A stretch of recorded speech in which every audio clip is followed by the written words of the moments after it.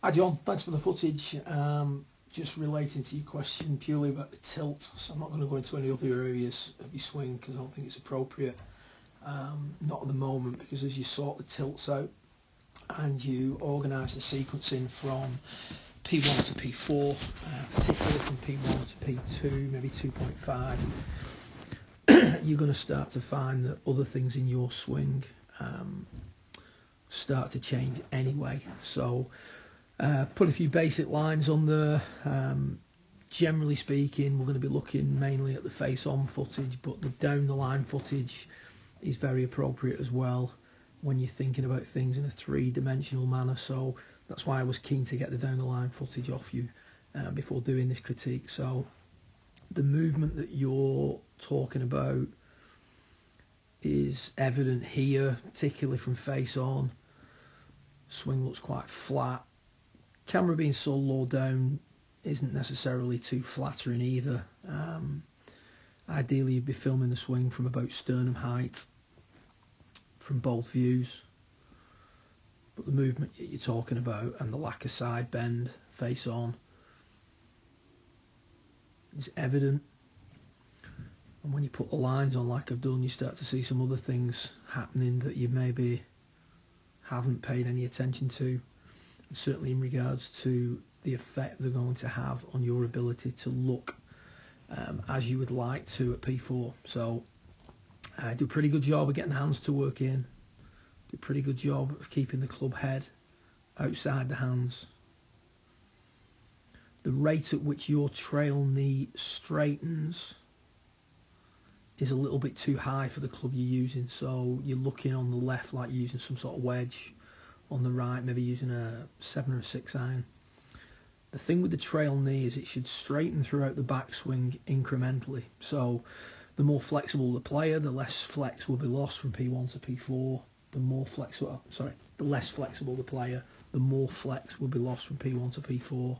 And the shorter the club, the less flex you would see lost from P1 to P4. So for a wedge on the left and for a 6 or a 7 iron on the right, you're losing quite a lot of flex and you're losing it quite early. So you're losing pretty much all of it from P1 to P2. Very little straightening of the knees after that. So you can see a lot of the change in flex of your knees occurs from P1 to P2 with very little change of flex in the manner that you would like from P2 to P4. So it's a case of a little bit too much, a little bit too soon, and we'll come to that shortly. The other thing that's noticeable is that the pelvis moves forward very quickly. The right hip pulls back very quickly, both of which are a byproduct of the trail leg straightening too much too soon. The lead shoulder is working across and staying high, rather than working steadily downwards. So I put a red circle on the lead shoulder face on, green arrow coming across. The lead shoulder should trace somewhat where that green arrow is pointing. It should be moving down and around at a steady rate.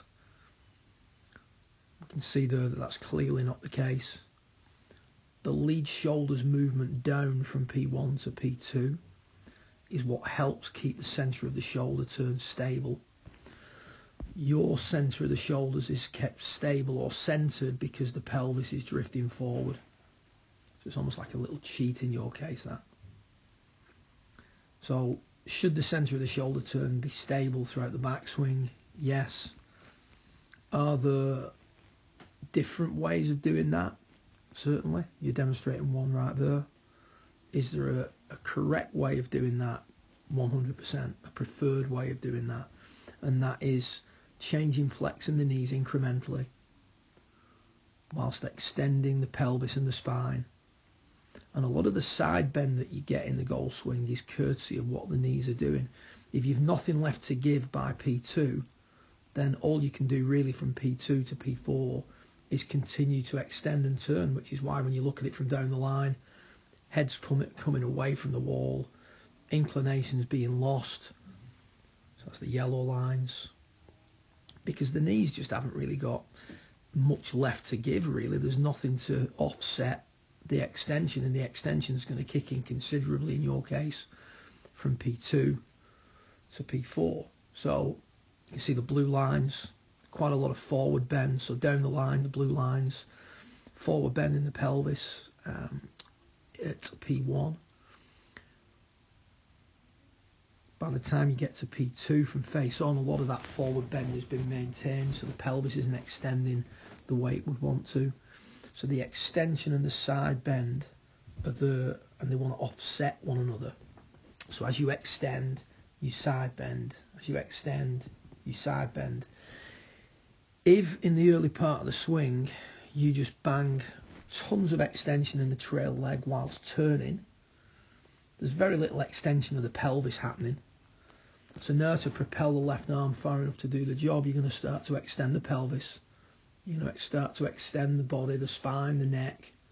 But unfortunately, the knees haven't got anything left to give.